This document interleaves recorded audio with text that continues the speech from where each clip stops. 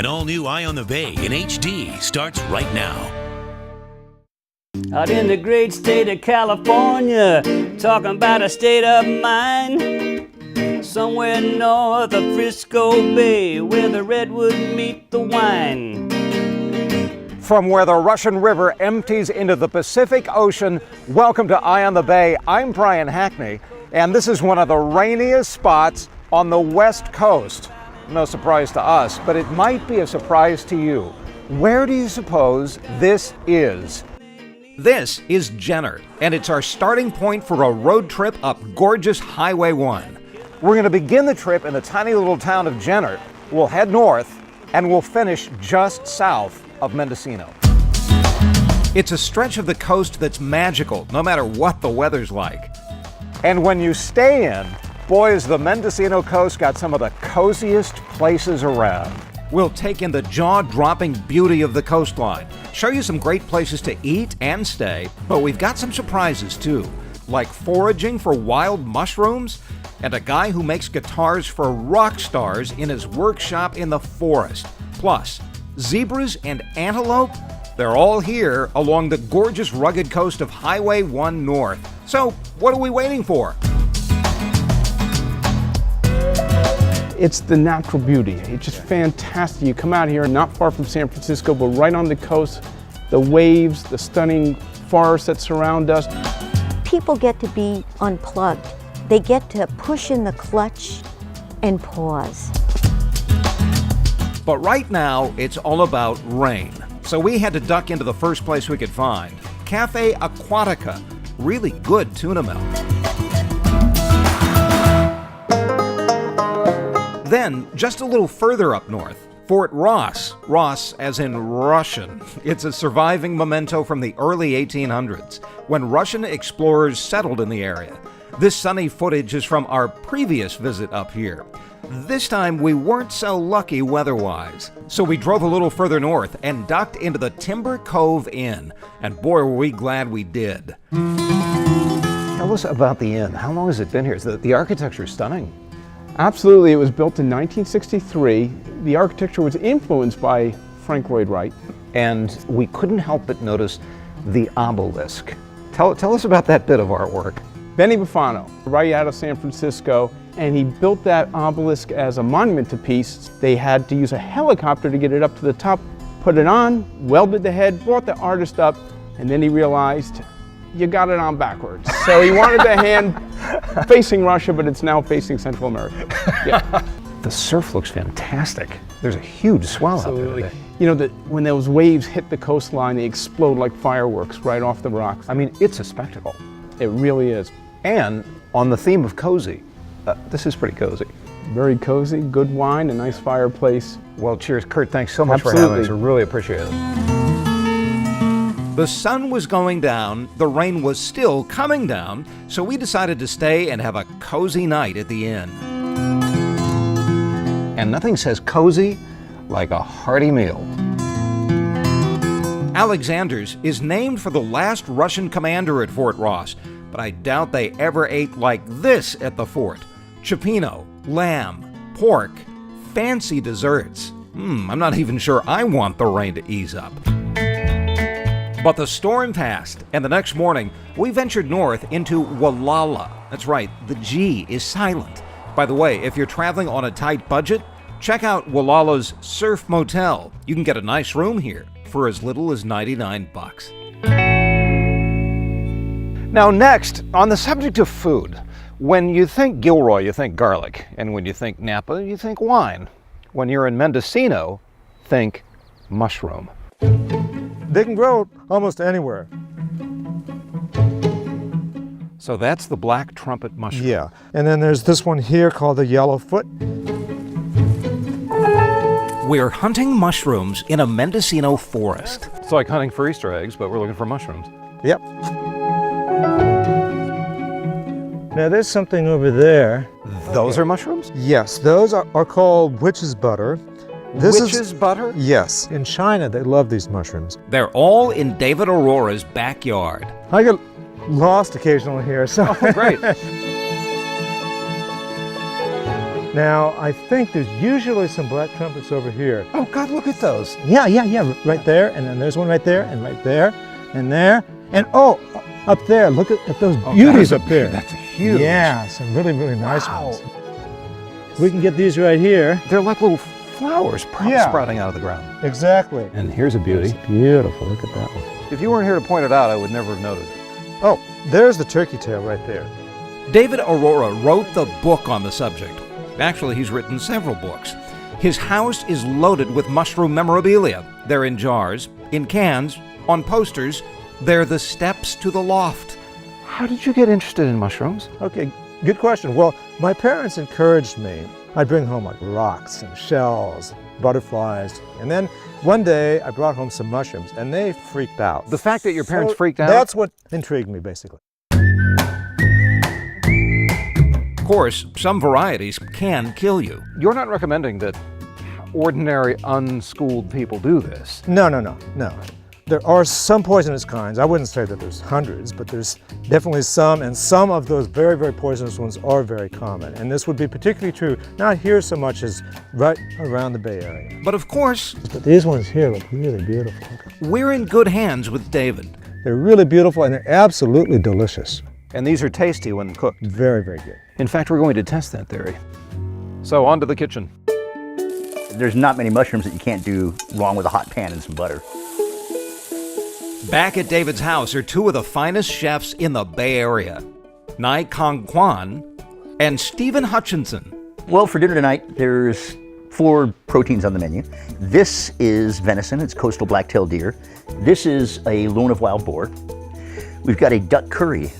This is an abalone that was actually pulled from the ocean right at the bottom of this hill as the crow flies. And mushrooms figure in all 4 recipes. What do mushrooms add to a meal? Seasonality. The abalone is being roasted on a spit. The mushrooms are sizzling in a pan. Want to try one? Yeah, sure. Yeah, can you just... Can I just, you know, just Oh, right, yeah, sure. Too hot? Here, let me cool one down for you, chef. And there's the finished product. Isn't that beautiful? The abalone strips on top of a bed of noodles mixed in with the mushrooms that I picked. And if you want to find out more information about either picking the mushrooms or what you do once you have picked them, log on to our website, cbs5.com/Eye in the Bay. I'm Brian Hackney. Our trip up Highway 1 through Sonoma and Mendocino will continue after a break. And thank you so much for coming.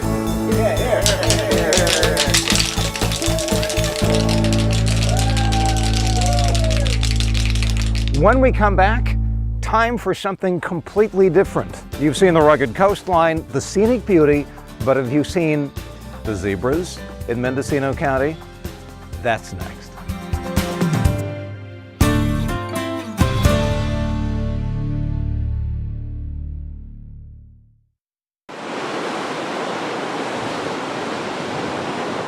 Boy, isn't that beautiful. Welcome back to Eye in the Bay. I'm Brian Hackney as we continue our trip up north to this.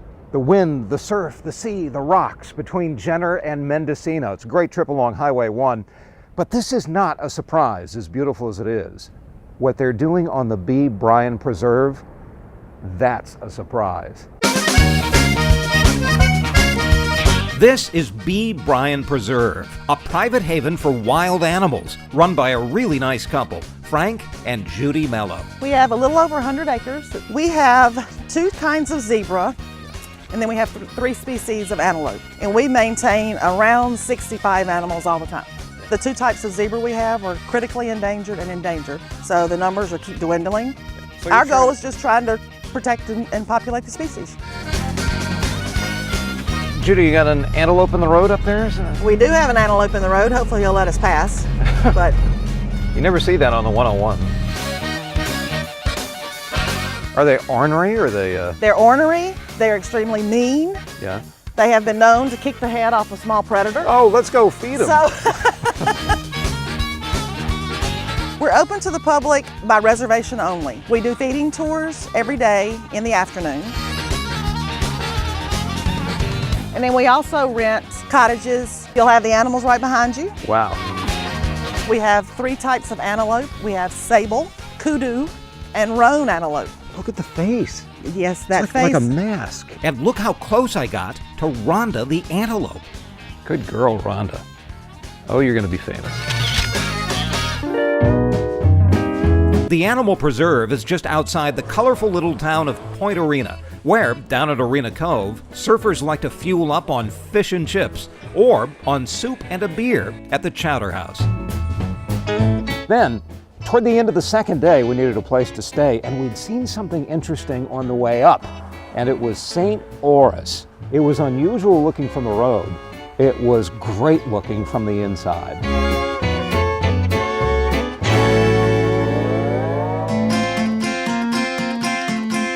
We've been here for 35 years, and we're dedicated to the environment and to all things that are wild. We have over 50 acres here. We have cottages that are spread out on the acreage. The building was built with respect to the Russian history on the coast. And here's a cool feature. They deliver a hot breakfast to your door, but they just knock and leave it there. Morning, breakfast. So you don't have to fuss around for a robe or tip money. Now, that's service. We're all about animals here. The property itself is pet friendly. Even the dinner menu is wild. Look at this. Rabbit with freshly foraged mushrooms and venison French toast. But our favorite, I think, is this, because that is just a work of art. It's lobster on top of squash with prawns, and it really is just a masterpiece. Coming up next, a trip to the tallest lighthouse on the West Coast as Eye on the Bay's trip up Highway 1 continues.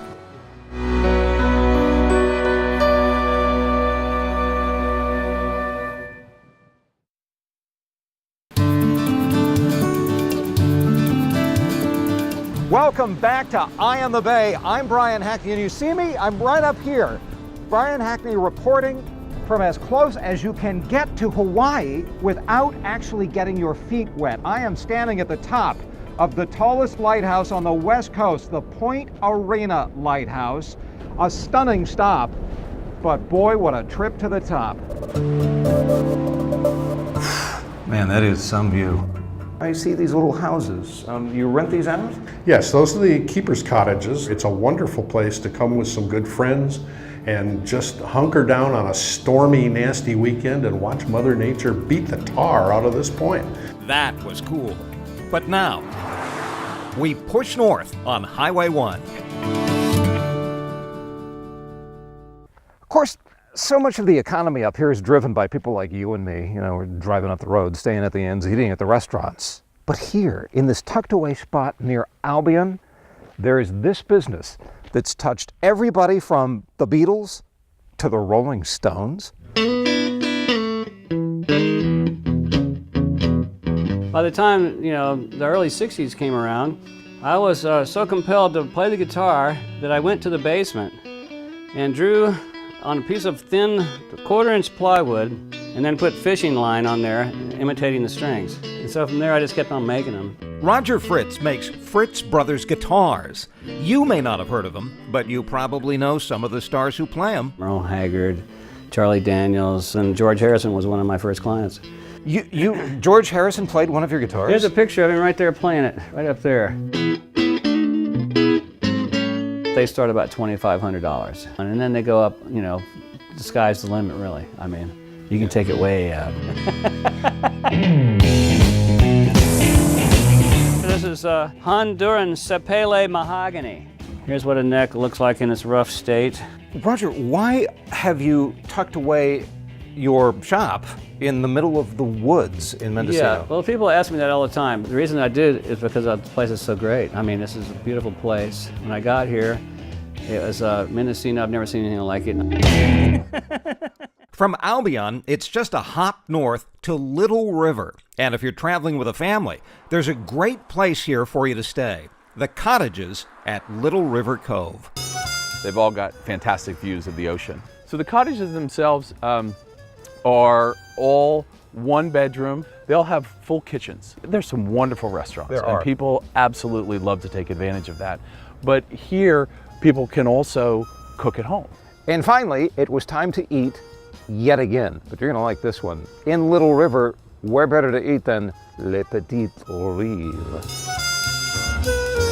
This is a tiny, exquisite place, and all of the busy people that you see hopping around, they're all the owners. From the chefs to the waitress, they're all partners in this great little French restaurant.